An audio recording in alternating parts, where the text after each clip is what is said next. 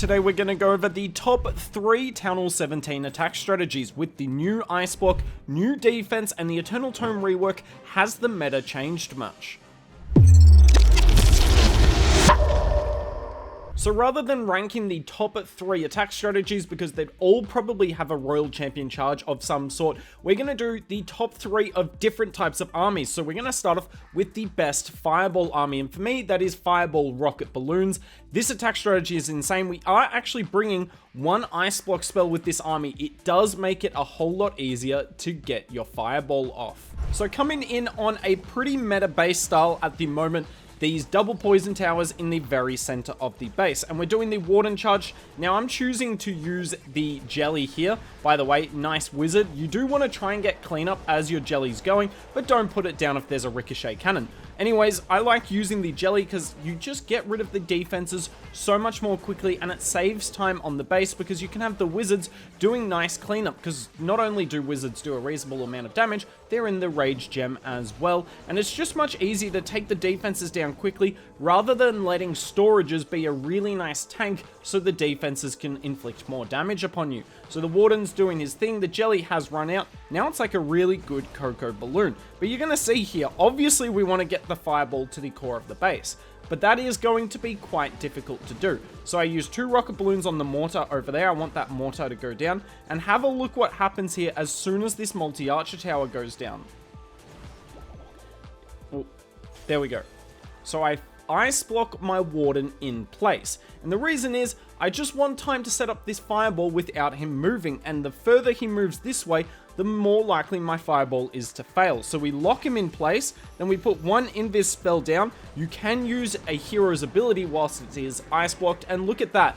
That was just so much more simple. Now I could have pulled off that fireball even if I didn't have the ice block, but yeah, it was so much easier to use in the end, and I'm really glad that you're going to see some usage for the ice block. Use the headhunter to get rid of the king. Now we're going to use a siege barracks to funnel in our hero push. So you've got an ice golem, king, queen, and eventually the 2 druids as well. Now there are different fireball armies, well, warden charge armies more specifically. All of them are good. So I've seen a lot with more furnaces. I really like the rocket balloons because they just complement the warden charge and the hero dive so well. But I think something that is a must to bring with this army is the druids. The druids are insane with the queen, because you pop the queen ability here, and I actually don't get insane value out of them here. But look, it works so well because the druids are bouncing on the giant and both archer queens. It's going to help out get through the giga bomb here. And if my wall breakers weren't unfathomably stupid, I mean, what the hell is that? If they weren't unfathomably stupid, the Archer Queen would have gone through and taken down the whole back end of the base whilst the Druids were still healthy. So they don't end up getting much value, but in my opinion, it's just a must, particularly if you can save a rage spell for the Druids. That giant will just never go down. Also nice, the boars are tanking a little bit here. Warden tanks beautifully for the ricochet cannon, and this does end up getting close on time, but only because I try and swag my royal champion completely, and I swag 8 rocket balloons and a poison spell as well. The amount you can swag with this army is more than basically any other army in the game, because most of them use royal champion charges where you use a lot of spells and your royal champion early on. This one you can swag troops, spells, heroes, you name it. Now the second category is blimp attack strategies. This is another really good way of breaking down bases, and I think the best one is the quad clone Yeti blimp. Now I have seen some other creators, mainly Aki, come in with a slightly different blimp. He uses a super Yeti and a super Valk, and that way he doesn't need to bring a rage spell because the super Valk drops it, and then he brings 2 of the ice block spells, one that he uses on the queen and one that you can use if there's an invis tower. I think that's really good if there's an invis tower on the base, although if there is, you can just use a giant arrow anyway. For me, it's just the range of the rage spell is so small on the super Valk, so you're not going to get as much value from that. And I mean, it's just, there's not going to be many invis towers in the future. They are going to disappear. The ice block will kill the invis tower. So for me, this might not be the best today, but it will definitely be the best in the future. What I love about this attack is look at how quickly we get down the base. 90 seconds to go through a double rage tower base. So we set up one side of the funnel. You can see that giant arrow gets rid of 2 sweepers and 2 air defenses. So the base, it wasn't handpicked for this. I literally just picked random bases, but it did work out really nicely for this attack strategy. Now, the blimp, obviously you don't want to pop your Eternal Tome so late that all your dragons have died, but you also don't want to pop it so early that the blimp doesn't get a lot of help. So the blimp exits the Eternal Tome right now. You can see it's now being able to take damage. And here's the thing, right? Even if we hit the sickest bait right now, the blimp is close enough to the Town Hall. When you've got 4 clone spells, you don't need to land anywhere near the Town Hall to get value, right? You can land far away and clone towards the Town Hall, but there's no seeking air mines there. So we clone towards the center. Unfortunately, we do pull the triple Ice Golem CC. Obviously, never ideal, but what can you do? I used the Dark Orb there, mainly because this Monolith was kind of scaring me. I probably could have saved the Dark Orb, though, to deal with this back-end Rage Tower. That probably would have been better, honestly. But slowing down the Monolith did end up allowing those 2 dragons to take it down. Now, you missed that there. Some of you might be thinking, why am I running the Seeking Shield? Now, the Electro Boots is obviously way better, but we're not going to have the RC on the board forever. And she's going to be doing a lot of her damage from range with the Rocket Spear, where the Electro Boots doesn't do much. So I'd rather just have the, it's going to be on average 8,000 to 9,000 damage, maximum 10,000 damage of the Seeking Shield to just come in on the back end of the base. Keep in mind, the Seeking Shield one-shots air defenses as well. So it is kind of nice if your dragons are going towards a specific air defense, just use the Seeking Shield to get rid of that one.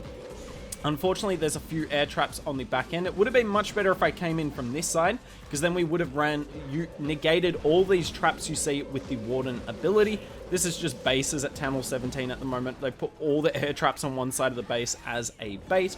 Royal Champion nearly goes down, but look at this. We still got the Queen Walk on the outside of the base. That's why I really like the healers more than the Giant. I think my Queen goes down if I use the Giant here, because she would have struggled to deal with the defensive heroes. And we still have a whole host of dragons up. 90-second triple. I'm not going to complain. And the last category is Royal Champion charges, and this, the best one, is still the Root Rider army quite comfortably as well. You can do the 12 invis Royal Champion charge into dragons. That's still very strong in the meta, but this is so reliable. There's a reason literally every top pusher is using this attack strategy at the moment. You go to the top of Legends League, at least 9 of the top 10 will be using this at any point in time. It is ridiculously strong. So we're going to start with the Royal Champion charge, and there's 2 things you have to do with this charge. 1, just get a funnel. It's not even in terms of defensive value. You just want to set a funnel. And 2, you need to keep your Fox alive. You have 5 invis spells, and it doesn't matter if you don't get the Fox perfect every time.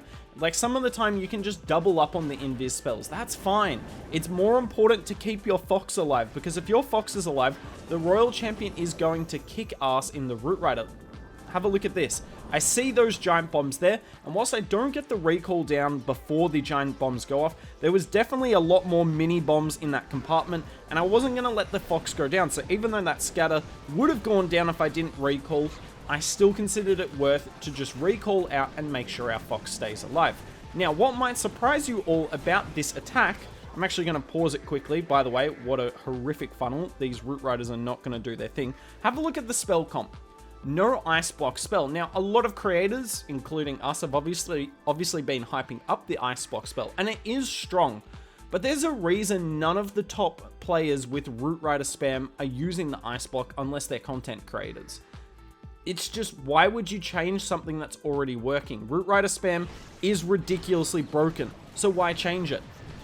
And you're going to see how broken it is here, because I kind of waste that King ability, and this Root Rider spam hit isn't going to be that clean. Now, I don't put my Royal Champion down until I know she's going to be tanked for. We popped that Warden ability half a second too late. I would have kept the Fox alive. Unfortunately, we don't. We have the Troop Launcher on the back end, spawning in balloons to protect the healers. And this here is why I don't think the Ice Block spell will be used. Because if you're going to bring the Ice Block spell in this army, you have to drop at least 1 spell, and the only spell I see being dropped is the Overgrowth, because the Ice Block can kind of be used in the same way, in the sense that you're negating damage. But the overgrowth spell isn't just for negating damage with root riders, it's for pathing the root riders throughout the base.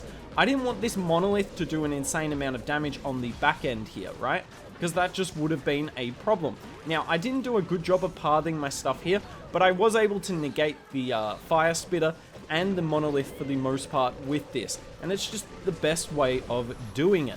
I have been trying root riders with the ice block spell. I really did want it to work, but I just couldn't get it to work.